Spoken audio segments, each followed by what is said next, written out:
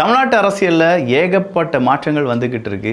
7ஆம் தேதி எடப்பாடி பழனிசாமி அவர்கள் அவர் பாட்டுக்கு அடுத்த அரசியல் சுற்றுப்பயணத்தை மேற்கொள்ளப் போகிறார்.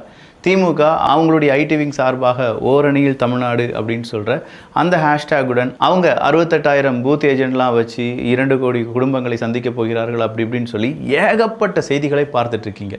ஆனால் இதே மாதிரி இன்டர்நேஷ்னல் லெவலில் நிறைய செய்திகள் நடந்துகிட்ருக்குல்ல, அது என்ன அப்படிங்கிறத தெரிந்து கொள்வதற்கு தானே நம்மகிட்ட விதை அப்படிங்கிற சேனல் இருக்குது. நான் உங்கள் விக்கி, இது உங்கள் தமிழ் விதை. ஷார்ட்டாக கொஞ்சம் செய்திகள். முதல் செய்தி என்ன அப்படின்னு பார்த்தீங்கன்னா, கனடாவுக்கும் அமெரிக்காவுக்கும் இந்த ஃபயர் அப்டேட்டை நாம் விட்டாலும் நம்மளை ஃபயர் அப்டேட் விடாது போல். கனடா கூட ஒட்டும் வேண்டாம் உறவும் வேண்டாம், 400% டேக்ஸ், உங்கள் கூட எல்லா பேச்சுவார்த்தையும் நான் இப்போ முடிக்கிறேன்ப்பா, எனக்கு நீ வேணாம்ப்பா அப்படின்னு சொல்கிற அளவுக்கு அமெரிக்கா கனடாவை பார்த்து ஒரு வார்த்தையை சொல்லியிருக்காங்க. கனடா பதிலுக்கு என்ன சொல்லியிருப்பாங்க, அட போயாங்கிட்டு எப்போ பாரு ஒரு யூட்டர்னை போடுற, மறுபடியும் வந்து கெஞ்சுற, மறுபடியும் நாங்கள் கெஞ்சினதாக சொல்கிற அப்படின்னு சொல்லி அவங்களும் நினச்சிருப்பாங்க. ஸோ அமெரிக்கா இந்த யூட்டர்னை மட்டும் போடலை. ஈரான் கூட நடந்த யுத்தத்தில் இஸ்ரேல் பேச்சுவார்த்தை நடத்தி முடிச்சிட்டாங்க. இதனால் அமெரிக்காவினுடைய அதிபர் டொனால்டு ட்ரம்ப் அவர்களுக்கு அமைதிக்கான நோபல் பரிசு கொடுக்கப்பட வேண்டும் அப்படின்னு சொல்லி அமெரிக்காவினுடைய லா மேக்கர்ஸே கொஞ்சம் பேர் சொல்கிறாங்கங்கிற தகவல் வெளியானது. இந்த நேரத்தில் ஈரானுக்கு எதிராகவும் ஒரு யூட்டர்னை போட்டிருக்காருன்னா பார்த்துக்கோங்களேன். ஈரானுக்கு ஆதரவாகத்தானையா இருந்தார் டொனால்டு ட்ரம்ப் அவர்கள். எப்பா அவங்க நாடு பாவம், யுத்தத்தில் ரொம்ப பெரிய அளவில் நொடிஞ்சு போயிட்டாங்க, அவங்கள காப்பாற்றுறதுக்கு ஆயில் சாங்ஷனை மட்டும் கொஞ்சம் தளர்த்தி விடுகிறேன் அப்படின்னு சொல்லி ஒரு சில பொருளாதார தடையை நிறுத்தி வைத்தார். ஆயிலை வித்தாவது காசு சம்பாதிச்சு அது வழியாக உன் நாட்டை கட்டையும் வச்சுக்கோப்பா அப்படிங்கிறது தான் அமெரிக்க அதிபர் டொனால்டு ட்ரம்ப் அவர்களுடைய கடைசி செய்தி. இவ்வளோ பெரிய நல்ல மனசெல்லாம் கிடையாது இவர், ஏதாவது ஒரு ட்விஸ்ட் வச்சுருப்பாரு அப்படின்னு சொல்லி நம்ம பார்த்தோம்னா இன்றைக்கி என்ன நடந்துருச்சு, ஆயத்துல்லா கமேனி அவர்கள் எனக்கு எதிராக பேசிட்டாரு, இனிமே பார்த்துக்கோங்க இந்த பொருளாதார தடை போட்டது தான், எந்த ஆயில் சாங்ஷனுக்கு நான் தளர்வுகளை ஏற்படுத்தவில்லை, நான் ஈரானா நானா மோதி பார்த்துடலாம் அப்படின்னு சொல்லி டொனால்டு ட்ரம்ப் அவர்கள் மீண்டும் வாங்க சண்டைக்கு அப்படின்னு சொல்லி அழைத்திருக்கிறார். ஸோ டொனால்டு ட்ரம்ப் அவர்கள் ஒரு நாளைக்கு ஒன்று அடுத்த நாளைக்கு ஒன்று அப்படிங்கிற அந்த பேச்சில் எல்லா நாட்டுக்கு எதிராகவும் அவருடைய வன்மத்தையும் அவருடைய ஈகோவையும் அவருடைய பிஸ்னஸையும் புகுத்தி வருகிறார் என்பது குறிப்பிடத்தக்கது. அடுத்ததாக அர்மேனியா. ஐரோப்பிய ஒன்றியத்தினுடைய அங்கமாக நானும் மாறிக்கொள்கிறேன், அதற்கான அப்ளிகேஷன்லாம் நான் போட்டுட்டேன் அப்படின்னு சொன்னாங்க அர்மேனியா. அர்மேனியா ஐரோப்பிய ஒன்றிய யூனியத்துக்குள்ளே போறியா, இது சரிப்பட்டு வராதேப்பா, அதுவும் குறிப்பாக யூரேஷியன் எக்கனாமிக் யூனியன் கான்ஃப்ளிக்ட் அப்படிங்கிறதுல இது பெரும் பிரச்சனை உருவாக்குமே, பார்த்துக்கு அர்மேனியா, இதுக்கு பிறகு நான் எதுவும் சொல்ல மாட்டேன், எல்லாம் செஞ்சு முடிச்சிருவேன் அப்படின்னு சொல்லி ரஷ்யா சொல்லியிருக்காங்க. ஸோ அர்மேனியாவினுடைய ஐரோப்பிய ஒன்றியமாக இருக்கட்டும், இல்லை உக்ரைனுடைய ஐரோப்பிய ஒன்றியம் அப்படின்னு சொல்கிற அந்த ஒரு டீலாக இருக்கட்டும், இதுக்கு எல்லாத்துக்குமே ரஷ்யா பெரிய அளவு பதிலடி கொடுக்க தயாராகி இருக்காங்க. Drones for Ukraine. உக்ரைனுக்கான ட்ரோன், ஆமாப்பா எங்களுக்கு ட்ரோனே இல்லை, எங்களுக்கு யாராவது ட்ரோன் வாங்கித்தாங்களேன், எங்களுக்கு ட்ரோன் வேணுமே அப்படின்னு சொல்லி ஜெலன்ஸ்கி அவர்கள் கேட்க, நார்வே உடனடியாக ஒரு $640 மில்லியன் அமெரிக்க டாலர் நான் உனக்கு தாரேன், ட்ரோனை மட்டும் நீ வாங்கிக்கோ மக்கா அப்படின்னு சொல்லி உதவிகளை செஞ்சுருக்காங்க. நார்வே செஞ்ச இந்த உதவியை உக்ரைன் அவங்களுடைய காலம் இருக்கிற வரைக்கும் மறக்கவே மாட்டார்கள். நேட்டோ சமிட் அப்படிங்கிறது ஒன்று நடக்குது. இந்த நேட்டோ சமிட்டில் இன்றைக்கி எந்தெந்த தலைவர்கள் பேசிக்கொண்டார்கள் அப்படிங்கிறதுல முக்கியமான தலைவர்களாக இருப்பது ரொமேனியாவினுடைய பிரசிடெண்ட்டும் துருக்கியினுடைய பிரசிடெண்ட்டும். இருவரும் பேசிக்கொண்டார்கள் அப்படிங்கிற செய்தியும், இருவருமே 2 நாட்டு உறவை மேம்படுத்துவதற்காக அடுத்த கட்டமாக என்ன செய்ய வேண்டும் அப்படிங்கிறத பற்றியான டீப்பான டிஸ்கஷனில் ஈடுபட்டாங்க அப்படிங்கிற தகவலும் வெளியாகி இருக்கிறது. மாஸ்கிட்டோ சைஸ் ட்ரோன், சின்னதாக கொசு மாதிரி இருக்கக்கூடிய ஒரு ட்ரோனை சீனா அன்ரிவீல் பண்ணியிருக்காங்க அப்படிங்கிற ஒரு செய்தியும், அதனால் சீனாவுக்கு பல நன்மைகள் உருவாக போகிறது அப்படிங்கிற தகவலும் வெளியாகி இருக்கிறது. ஆனால் இது எவ்வளோ தூரம் ஒர்க் ஆகும் அப்படிங்கிறதெல்லாம் போக போக தான் நமக்கும் தெரிய வரும். பட் உண்மையிலேயே ரொம்ப சூப்பரான கண்டுபிடிப்பு தான். 3 பேரை இன்றைக்கி மரண தண்டனை கொடுத்து கொண்டு இருக்காங்க ஈரான். காரணம் என்ன அப்படின்னு பார்த்தா, எங்கள் நாட்டுக்கு எதிராக ஈரானுக்கு எதிராக மிகப்பெரிய அளவில் உளவு வேலைகளில் ஈடுபடக்கூடிய நபர்களை தேடி அழித்து வருகிறோம். அப்படி இந்த 3 பேர் எங்கள் நாட்டுக்கு எதிராக ஸ்பை வேலை செஞ்சாங்க, அதனால் அடுத்த நாளே அவங்களுக்கு நாங்கள் மரண தண்டனை கொடுத்து விட்டோம் அப்படின்னு சொல்லி ஈரான் சொல்லியிருக்காங்க. ஸோ ஈரானை பொறுத்த வரைக்கும் ஈரான் நாட்டுக்கு எதிராக துரோகம் செய்யக்கூடிய ஒவ்வொரு நபரும் அழிக்கப்பட வேண்டியவர்கள் தான் அப்படிங்கிறத அயத்தல்லா கமேனி அவர்களும் ஈரானுடைய அரசும் சொல்லுகிறது. அடுத்ததாக trade talk with Canada. America சொல்லிட்டாங்க, கனடா கூட நாங்கள் ட்ரேடு டாக் நடத்தினது எல்லாத்தையுமே சஸ்பெண்ட் பண்ணுறோம், ஏன்னா இப்போதைக்கு கனடா சரியில்லை, கனடாவுக்கு எதிராக அமெரிக்கா அப்படிங்கிற ஒரு நிலைப்பாட்டை இப்போது அமெரிக்கா எடுத்திருக்கிறது. அடுத்ததாக வந்திருக்கக்கூடிய இன்னொரு செய்தி என்ன அப்படின்னு பார்த்தீங்கன்னா, யூஎன் சீஃப் அவர்கள் சொல்லியிருக்கக்கூடிய ஒரு தகவல் தான்.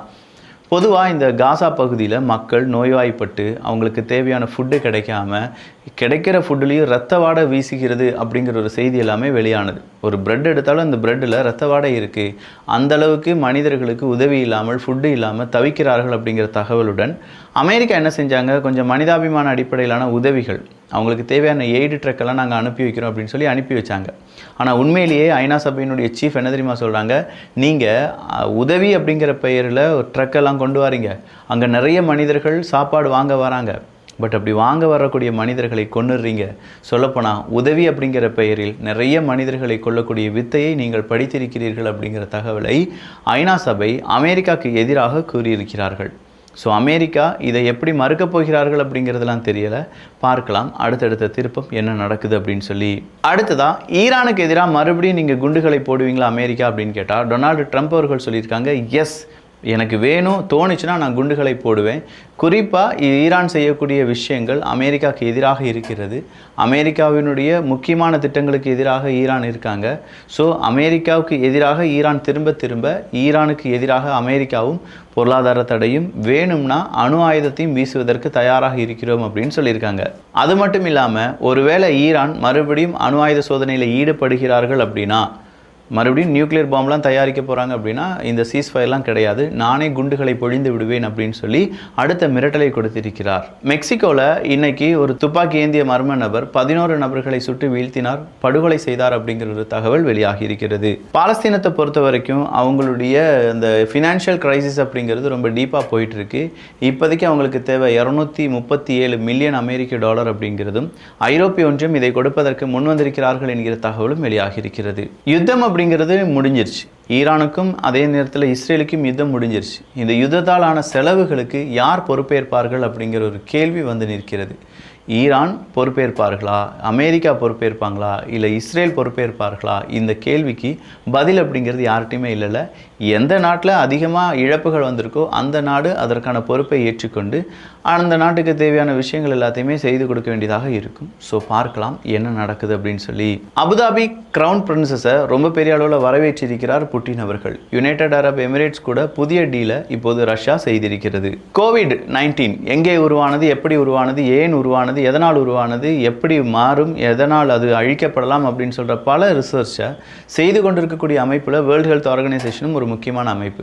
அந்த வேர்ல்டு ஹெல்த் ஆர்கனைசேஷன் இப்போ ஒரு அறிவிப்பை கொடுத்துருக்காங்க, எப்பா இந்த கொரோனா எங்கேருந்து தோன்றியது அதை நாங்கள் இன்னும் கண்டுபிடிக்க போகிறோம், அதற்கான எல்லா கேட்டும் ஓப்பனில் தான் இருக்குது, யாருக்காவது ஏதாவது தெரிஞ்சது அப்படின்னா உடனடியாக நீங்கள் கருத்துக்களை தெரிவிக்கலாம் அப்படின்னு சொல்லியிருக்காரு.